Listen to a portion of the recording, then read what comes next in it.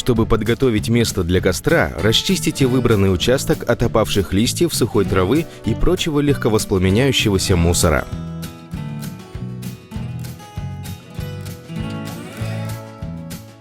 Для растопки используйте бумагу, но если ее вдруг не оказалось под рукой, не отчаивайтесь. Вместо бумаги можно использовать сухую траву, листья, хвою, сухие веточки или щепы. Для заготовки щеп и веточек удобно использовать универсальный топорик, который не займет много места и легко поместится в вашем рюкзаке.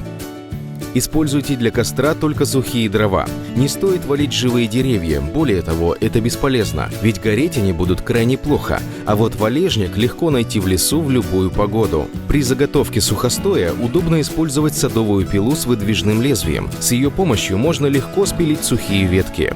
Если вы хотите согреться и осветить местность, то мы рекомендуем разложить костер в форме домика или шалаша. Это наиболее простой и быстрый способ разведения огня. Внизу между поленьями помещается растопка.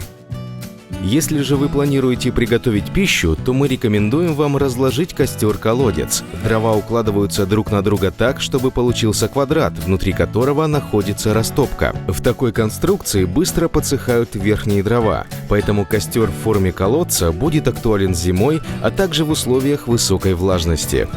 Подписывайтесь на наш канал, пусть вам удается любой костер.